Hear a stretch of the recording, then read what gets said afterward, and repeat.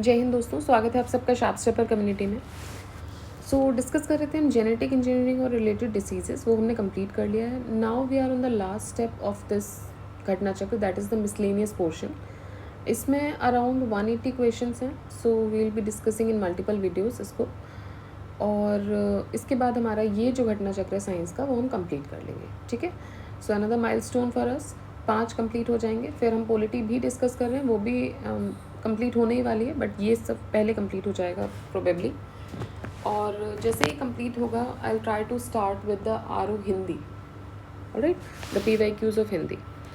सो start करते हैं इस मिसलेनियस पोर्शन के साथ। और उससे पहले मैं आपको बता दूं कि we have been discussing polity also, तो वो प्लेलिस्ट आप चेक कीजिएगा। ये 2 करंट प्लेलिस्ट हैं, और इन करंट प्लेलिस्ट के अलावा there are 4 playlist which are available in our channel of Ghatna Chakra, that is the history, economics, ecology और जोग्राफी। और इन सब के अलावा करंट अफेयर्स में अगर हम देखें तो आई दृष्टि करंट अफेयर्स घटना चक्र जो है वो ऑलरेडी डिस्कस करके रखी हुई है। जो भी लास्ट इसका एडिशन आया था, अभी जो नया आएगा वो हम डिस्कस करेंगे। ठीक है, चलिए सो स्टार्ट करते हैं मिसलेनियस पोर्शन के साथ। Question number 1 says that The Red Ribbon Express is a visual and moving medium for Red Ribbon Express। ये किस लिए होता है? तो आपने देखा होगा कि जब एड्स के अवेयरनेस का कोई अपने एडवर्टीजमेंट देखा हो या लोगों को देखा हो, तो आपने देखा हो कि रेड रिबन एक कैरी करते हैं, तो वो साइन होता है उसका बो एंगल में। ठीक है, so it is a visual and moving medium to create awareness about the means of transmission, prevention and perception of risk associated with HIV AIDS. Next, Samraksha क्या है? तो it is a AIDS research and control project Bengaluru. HIV counselling service के द्वारा ये start किया गया था 1993, and today it offers a continuum of services that range from HIV testing to hospice care.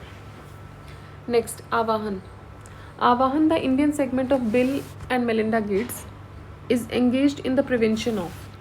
So आवाहन is engaged in the prevention of HIV AIDS। नाको किस लिए है? इट इज़ एन ऑर्गेनाइजेशन, ये भी HIV AIDS के साथ ही deal कर रहा है। So this is national AIDS control organisation. It was established in 1992, और ये डिवीजन है health ministry of family welfare का, that provides the leadership to HIV AIDS control programme in India. कैसे करते हैं? Through 35 HIV AIDS preventive and control societies. And is the nodal organization for the formulation of policy and implementation of programs for prevention of HIV AIDS। ठीक है, next, mission इंद्रधनुष। अब mission इंद्रधनुष ये अलग है, ये किस लिए है? Immunisation of children against 7 vaccine preventable diseases. तो वैक्सीन प्रिवेंटेबल डिसीजेस जो हैं उनके अगेंस्ट ये इम्यूनाइजेशन प्रोवाइड किया जाता है, दैट इज मिशन इंद्रधनुष। इसको लॉन्च किया था ministry of health and family welfare ने 25 दिसंबर 2014 को। ऑब्जेक्टिव क्या है? कि इंश्योर करना that all children under the age of 2 years as well as a pregnant women are fully immunised against the 7 vaccine preventable diseases. Now this mission Indradhanush depicting 7 colors of the rainbow targets to immunize all children against the 7 diseases which are preventable, called diphtheria, pertussis, tetanus, tuberculosis, polio, hepatitis B और measles। ठीक है, next, again mission Indradhanush launch by government of India. It is for the immunisation of children. Same question है फिर से, vaccination of children के लिए है। Next, अब आपको प्रोग्राम और उनका लॉन्चिंग ईयर बताना है। ठीक है, so national programme for control of blindness, integrated child development scheme ICDS, then national leprosy eradication programme और नेशनल रूरल हेल्थ मिशन। तो देखिए, रूरल हेल्थ मिशन तो 2005 में आया था। उसके बाद लेप्रेसी इरेडिकेशन 83 में हुआ था। ICDS integrated child development scheme 1975 में आई थी, और national programme for control of blindness ये 1976 में आया था। नेक्स्ट देखते हैं, national family health survey NFHS 5 does not include. इसमें क्या इंक्लूड नहीं होगा? सो HIV टेस्ट इंक्लूड नहीं होगा, बाकी high blood pressure, diabetes, registration of death ये इंक्लूडेड होंगे। प्री स्कूल एजुकेशन ये भी इसमें आता है। नेक्स्ट, कोलेस्ट्रॉल क्या है? Cholesterol it is a type of fatty alcohol जो कि एनिमल फैट में मिलता है। आपने जनरली सुना होगा कि लोगों का कोलेस्ट्रॉल बढ़ जाता है, तो ये फैटी अल्कोहल होता है जो कि फैट परसेंटेज में मिलता है आपको। हाई मॉलिकुलर वेट होता है straight chain primary alcohols which is derive from natural fats and oils. Colourless होते हैं, स्मेललेस होते हैं, वाइट क्रिस्टलाइन सब्सटेंसेज हैं। They are responsible for human heart disease. Sterols also known as steroid alcohols are subgroup of steroids which occur naturally in the plant, animals and fungi with most familiar type of animal sterol which is being cholesterol. Dietary intake of fatty acid in our daily in our food increases the cholesterol levels in the blood cells, and these foam cells often become trapped in the walls of the blood vessels, arteries, which becomes narrow and blocked.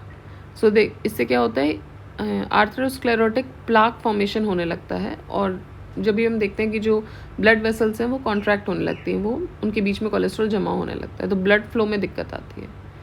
ठीक है, next cholesterol is so it is a steroid. Next abnormal level of cholesterol is related with, so it is abnormal level अगर है तो arteries blockage होने लगेंगी। Doctors recommend that we should cook our food in oil rather than in vanaspati ghee. क्यों?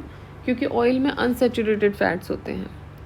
Unsaturated fat जो होता है it includes the two heart healthy choices, one is poly unsaturated and the other is mono unsaturated fats found primarily in the fish, plant oil, seeds and nuts. ये जो healthy fats होते हैं they have been shown to lower blood cholesterol level and lesser risk of cardiovascular diseases.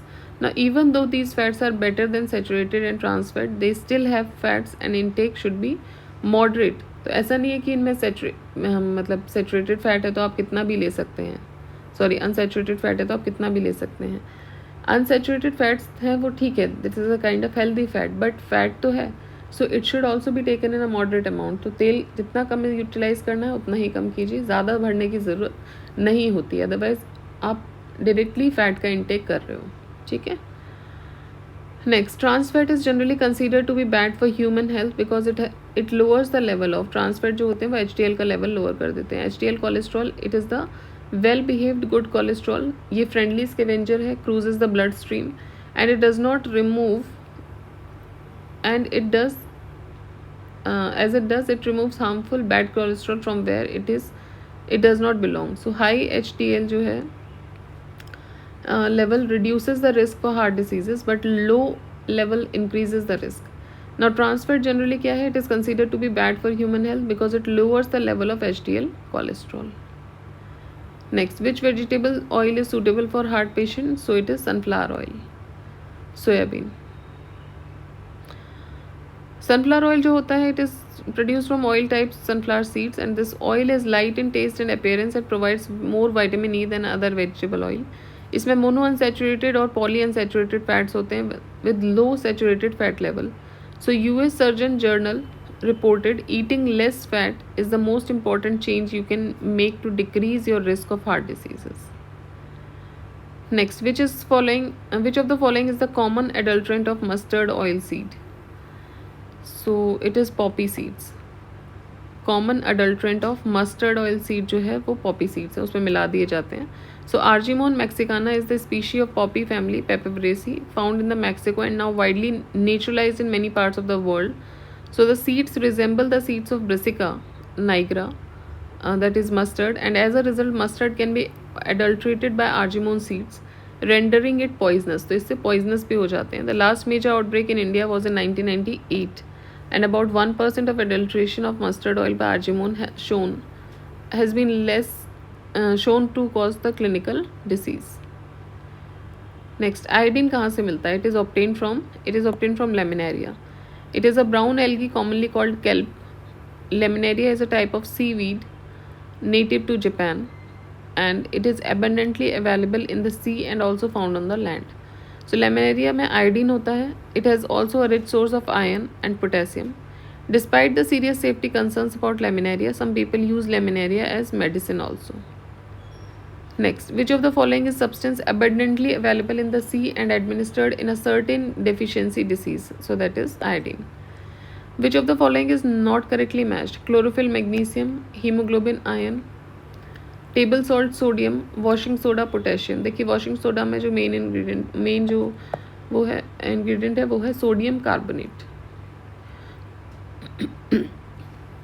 Next, match list 1 with list 2. List 1 says that acid present in vinegar, उसको क्या बोलते हैं? So acid present in vinegar को बोला जाता है acetic acid.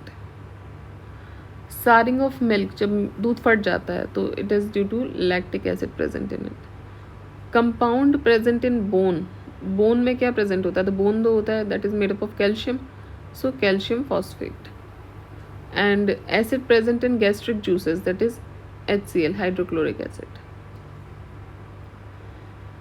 Next, again आपको list 1 list 2 से मैच करना है. Compounds present in bones, calcium phosphate.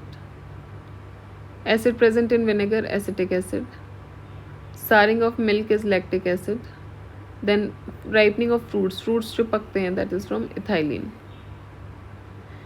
Next again match skin cancer, noise pollution, global warming, ozone hole.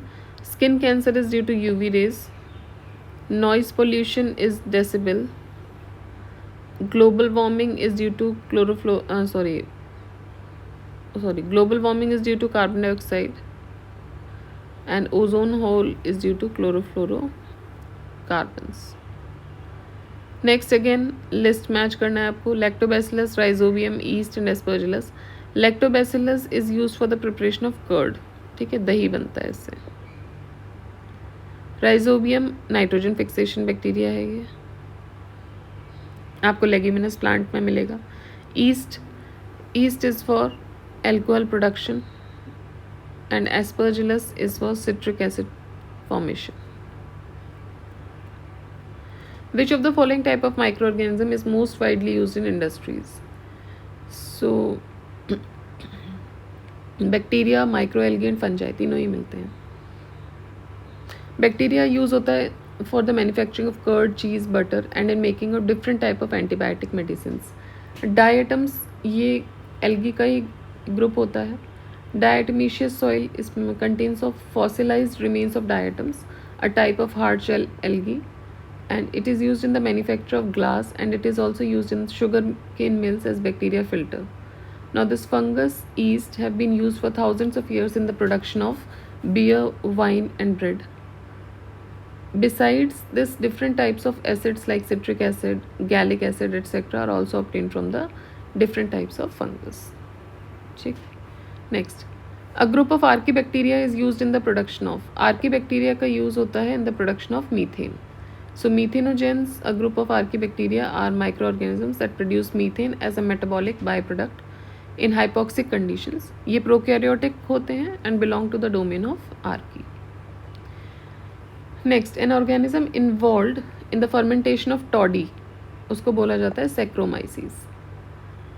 Saccharomyces क्या है? It is a genus of fungi जो कि include होता है जिसमें many species of yeast.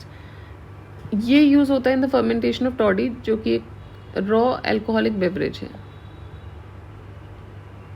ठीक है. Which yeast is use for commercial production of ethanol? Commercial production of ethanol को बनाने के लिए आपको चाहिए Saccharomyces cerevisiae. Saccharomyces cerevisiae, it prefer the fermentation to respiration, and ये जो ईस्ट है it will produce ethanol under aerobic conditions. A microbe commonly used for alcohol fermentation in the wine industry, ये क्या है? ये ईस्ट है. सो इसमें दो मेन यूजेस होते हैं इसके. एक तो बेकिंग में यूज़ होता है, आपने देखा होगा कि generally if you bake yourself या वीडियोस देखे होंगे तो आप देखते हो उसमें ईस्ट डाला जाता है, उसके बाद उसको रेस्ट के लिए रख दिया जाता है, so it ferments, right. Next is for making alcoholic beverages. So ये जो एल्कोहल है वाइन में, it is form by the fermentation of sugars in grape juice with carbon dioxide as a by product. And yeast को जो है वो commonly use होता है for alcoholic fermentation in the wine industry. Next, biomagnification means, biomagnification का क्या मतलब है? It means increasing the amount of pesticides in the organisms of successive trophic level. It also, biomagnification is also known as bioamplification, or biomagnification is the increasing concentration of substance such as toxic chemicals, pesticides in the tissues of tolerant organisms at successively higher levels in food chain. Next, herbicides can destroy the weeds without harming the useful plants. So assertion बोल रहा है कि herbicides जो हैं it can destroy weeds without harming the useful plants. Reason says that herbicides are absorbed in different rates by weeds and crop plants. तो इसीलिए होता है, क्योंकि अगर हर्बिसाइड को क्रॉप प्लांट ज़्यादा एब्जॉर्ब कर लेगी तो मर जाएगी, बट हर्बिसाइड जो है वो ऑटोमेटिकली उसको जो वीड्स हैं वो ज़्यादा एब्जॉर्ब करते हैं एंड इट डाइज. ठीक है, सो दोनों ही सही है. हर्बिसाइड्स को कॉमनली वीड किलर्स भी बोलते हैं, are used to kill the unwanted plants. These herbicides are absorbed in different rates by weeds and crop plants. Selective herbicides जो होते हैं they can kill the specific targets while leaving the desired crop relatively unharmed. Alright. So 30 questions हमने discuss कर लिए हैं. अब इसी तरीके से 30 करके we will discuss. So in 6 videos we'll complete this whole chapter. Alright. अभी हार्डली हमारे पास 600 पेजेस हमने कंप्लीट कर लिए, 23 पेजेस बच रहे हैं. So we will complete in the rest 5 days. और इसी के साथ फिर हमारा ये पूरा घटना चक्र जो है वो ख़त्म हो जाएगा. And it feels Joy, it feels happy जब आप कोई एक एकम्प्लिश कर लेते हो. तो जब वो 5-4 हमारे कंप्लीट हुए थे तब हर बार जब कंप्लीट होता था तो एक अकम्प्लिशमेंट की फीलिंग आती थी. Similarly it is here.